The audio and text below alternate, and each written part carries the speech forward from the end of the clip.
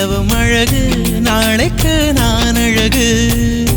ஒன்றை எடுத்தால் ஒன்றை கொடுக்கும் தெய்வத்தின் தீர்ப்பு இது